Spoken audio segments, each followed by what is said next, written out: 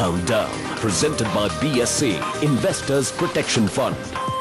But let's just touch base once more on the other big story that we're tracking for you today, and that's from the RBI stable. The central bank is talking tough on the governance of banks, and a report submitted by the PJ Naik panel has proposed several big changes for the sector. Krishnamurthy Subramaniam of the panel joining us on the phone line. My colleague Saloni is also joining us on this. Saloni? Well, clearly, Abba, sweeping changes as far as the RBI panel is concerned, both on the private and the public sector. And we have Professor Subramaniam joining us on the phone line. Welcome, sir. Thank you so much for talking to us. Before we get into the finer points of the report that you have recommended, let's begin with the one that's talked about the most. The government, you've recommended that the government should bring down its holding below 50%. Also because there has been a lot of contention regarding this issue, because there hardly is any political consensus on it. What is the rationale behind this recommendation? First of all, Saloni, thanks for inviting me. Yeah, that's a very good question to start with, and I want to emphasize that reducing the government's holding below 50% is only one of the recommendations that we have made. In fact, so what we've said is it may be beneficial for the government because the benefits would be more than the costs. But what the main recommendations of our committee actually is not about the privatization. It's about ensuring that the governance of public sector banks on the public sector bank side essentially is improved. And there, what we've said is even with the current holdings as they are, that is by without reducing them below 50%, right, the governance of these banks can be improved by creating what we've called a bank investment company. And this company is, the BIC should be one that is essentially created under the company law, and banks themselves are also then created as corporations under the company law. And then what we've done is we've outlined a three-phase process for creating empowered boards. And I must point out here that we've been very cognizant of the fact that political consensus for reducing the stakes in banks below 50% may not exist, and having therefore taken cognizance of that reality, what we've said is that this process of transition, ensuring that the government therefore gets a good return on its investment in banks is enabled. And that is what, so I want to emphasize that the key recommendations are for the creation of the bank investment company and thereby empowering boards, and not necessarily about bringing the stake below 50%. If the political will exists, it may be beneficial to do that, but that is not the centerpiece of our recommendations. Professor Subramaniam, just to understand the second piece of it about the bank investment company, now there is a three-tier structure that you've proposed about, changing the holding from the government to the BIC as far as the powers and even the holding, presently in the public sector banks are concerned. How is this working as far as your recommendations are concerned?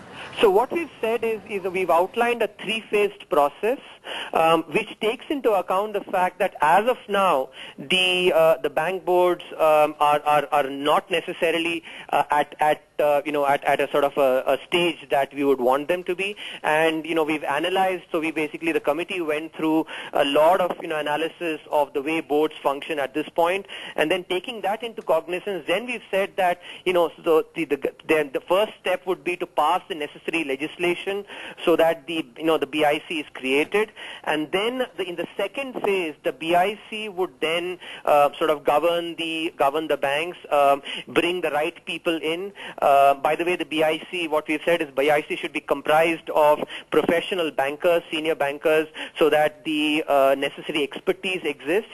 And in the third phase, once the BIC has created the processes for empowering boards, then in the final step, which is called phase 3, individual banks should essentially govern themselves through their boards, which is what happens if you see in the private banks, an ICICI or an HDFC or any other bank for that matter. It's the individual bank's board that governs the banks, but that is the third phase which should happen essentially when the banks are really empowered. So what we've outlined is this phased transition into empowered boards.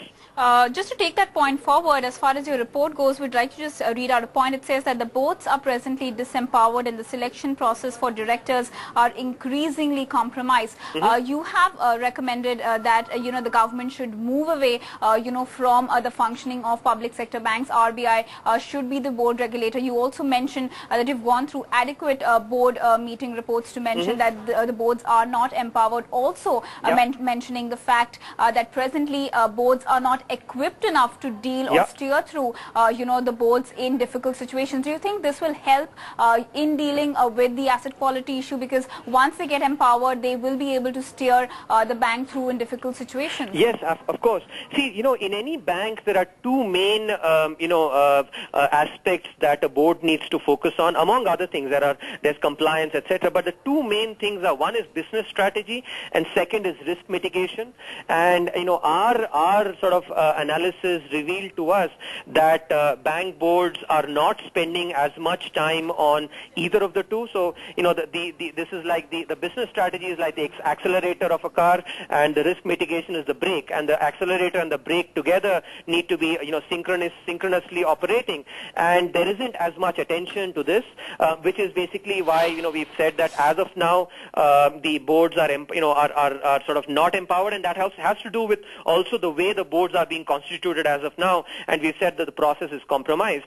So once the bank investment company is created, which will then be entrusted with the responsibility of composing or constituting boards and ensuring that good people are brought. By the way, what we've said is, till that happens, we've recommended a banking boards bureau as well, which should do this process of composing boards.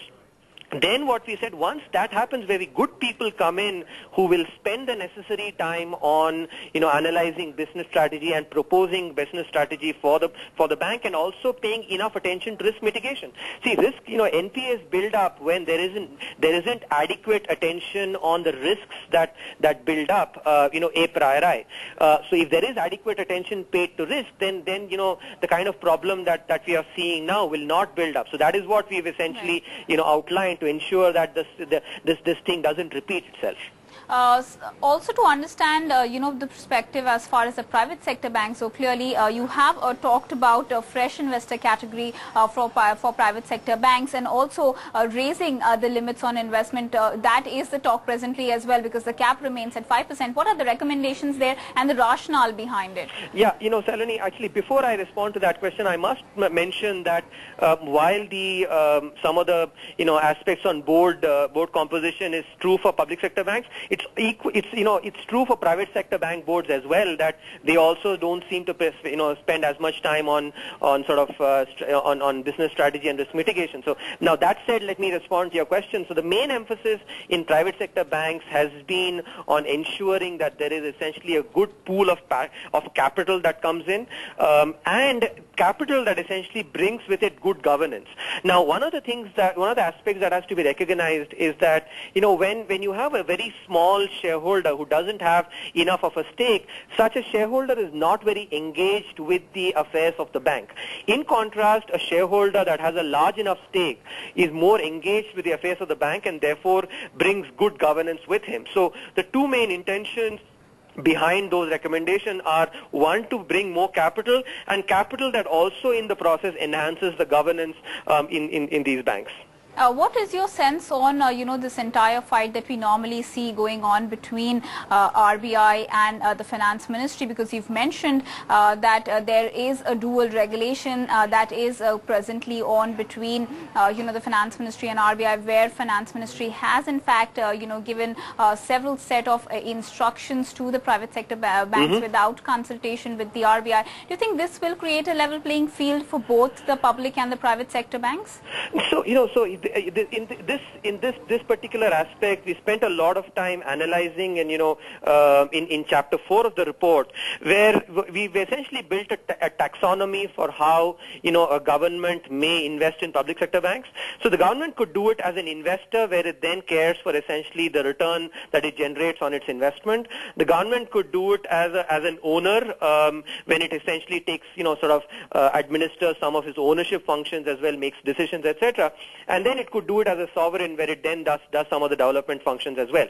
Now, what we've recognized is that the government through the finance ministry, for example, issues a lot of directions to the banks, which actually amounts to micromanagement of the banks, and something which is therefore not desirable.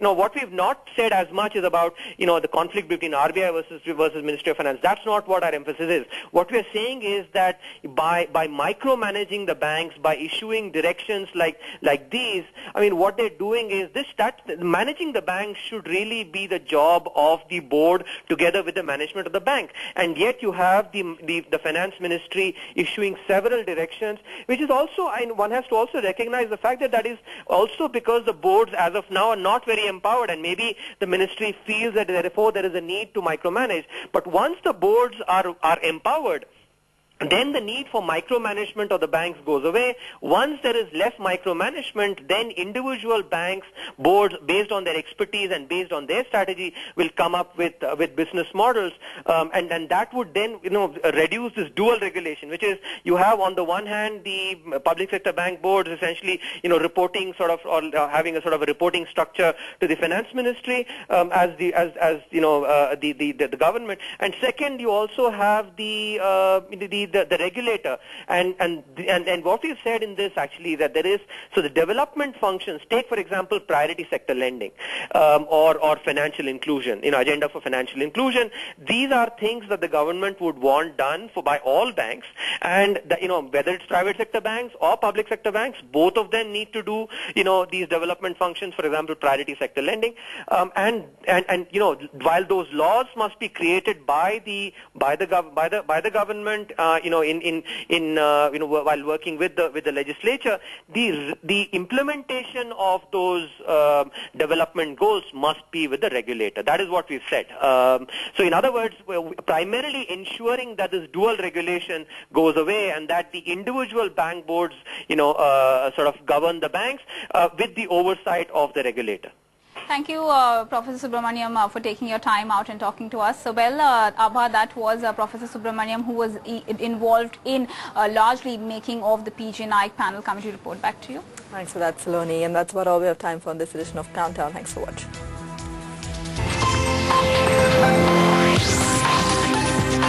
Countdown, presented by BSE, Investors Protection Fund.